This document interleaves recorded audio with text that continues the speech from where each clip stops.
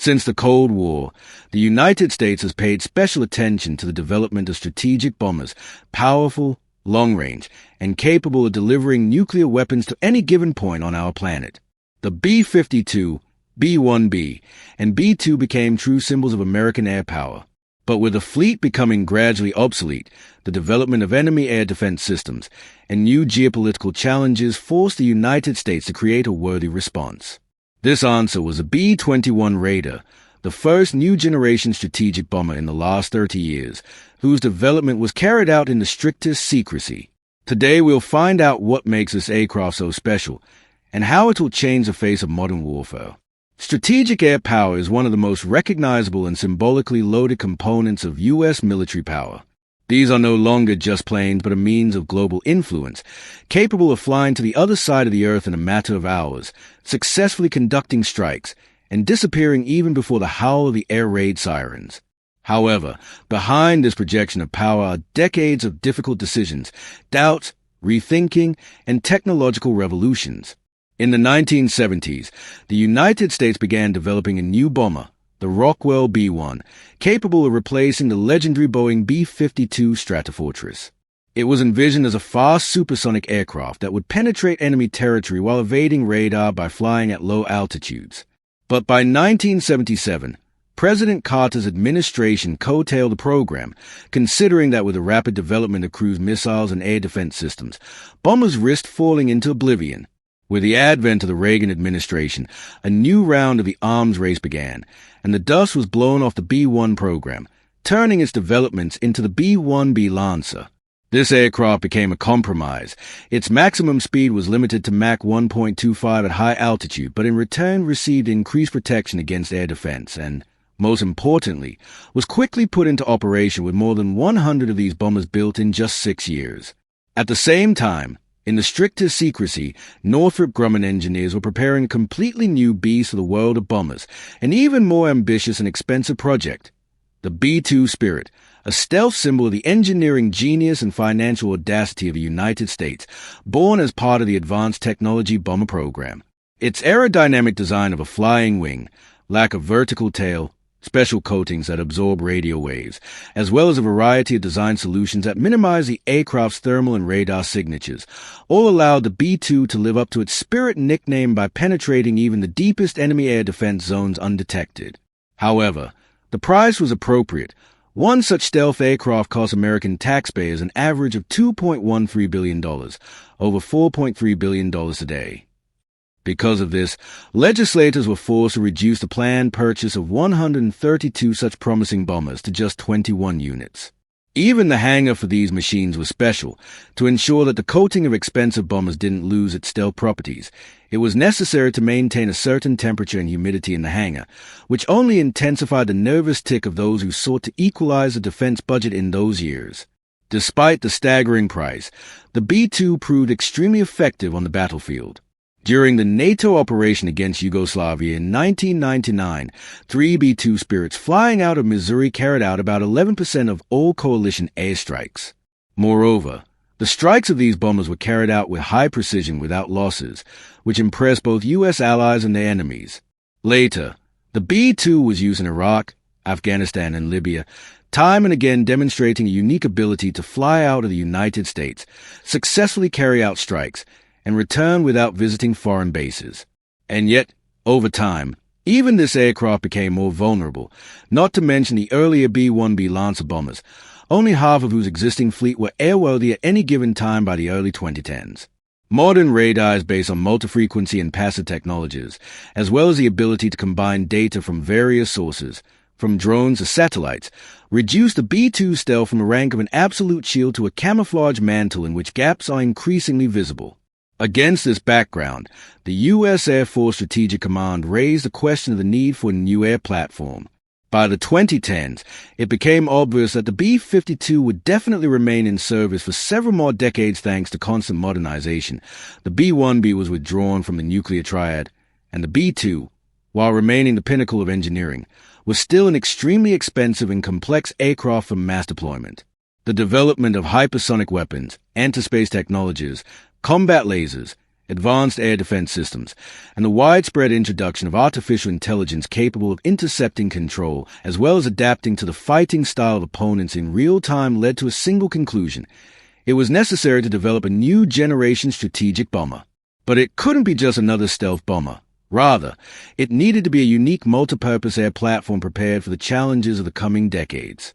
So in 2011, the Secret Long-Range Strike Bomber, LRSB, program was launched to create a stealth intercontinental strategic bomber for the U.S. Air Force capable of delivering conventional and thermonuclear weapons. The Air Force has also repeatedly stated that in addition to its primary mission, the new bomber would function as an intelligence-gathering platform, combat control, and interceptor aircraft, among other things, thus becoming a sixth-generation global precision strike platform with sensor-to-shooter capability. The development contract was awarded to Northrop Grumman, which had previously given us the Spirit and promised this time to strictly adhere to the budget framework with an eye to the scandal surrounding the B-2's price tag in its time. The new aircraft was designated B-21 as it became the first bomber of the 21st century, then received its nickname Raider in honor of Doolittle's Raiders, who carried out one of the most successful American aircraft carrier raids against Japan in April 1942. The B-21 made its first public appearance in December 2022 when Northrop Grumman showed it off at Plant 42 in Palmdale, California. The fact that the B-21 would receive a design similar to the B-2 was obvious even at the concept demonstration stage. However, contrary to popular belief, this doesn't simply make it B-2.0. When it comes to the stealth design of a flying wing, you have almost no room for engineering refinement. You have to choose either an effective but familiar-looking stealth bomber or a threatening, fashionable sci-fi design that's extremely useless in terms of stealth. Interestingly enough, the B-21 platform closely resembles the original configuration of the Advanced Technology Bomber program, rather than the B-2 as we know it. The Raider lacks the Spirit sawtooth trailing edge, making it appear even more optimized for high-altitude, high-performance flight, and virtually zero radar signature from all angles. In turn, a higher operational ceiling means, at minimum, a better line of sight for sensors and communication systems, consequently better situational awareness, which will greatly increase the survivability of the aircraft and the volume of data transmission to allied aircraft. For example, the future sixth-generation fighter being created as part of the Next Generation Air Dominance (NGAD) program, which together with the Raider will become part of a single family of systems. As with the NGAD, the Northrop Grumman team's focus on the B-21 was open architecture and the ability to regularly upgrade the bomber as long-awaited hypersonic missiles, directed energy weapons, or even more advanced weapons became available. The B-21's high operating ceiling will also keep it out of sight of enemy fighters or early warning aircraft which might snag its upper portion with their radars. Another important characteristic is its greater range without refueling, since it'll have to make its way through enemy anti-access out area denial defenses which may be thousands of miles away from the target area. Considering that the U.S. Air Force's operational bombers are already flying marathon missions of 24 hours or more, it's fair to expect that the B-21 will be able to significantly increase these numbers. Its design includes truncated internal weapons bays comparable to its B-2 ancestor, thereby providing greater internal fuel capacity even with a slightly smaller design. The Raider is about two-thirds the size of the Spirit. Against this background, many even began to joke that the B-21 is a stealth gas tank rather than a bomber. While we don't know yet which Northrop engines are installed on the B-21, we do know there will be 2 rather than 4, like the B-2, providing greater fuel economy. Another interesting feature is its air intakes, which are deeply recessed into the body. These impress observers not only because they provide low visibility from any angle, but also because air intakes have historically been one of the most difficult elements when designing stealth aircraft.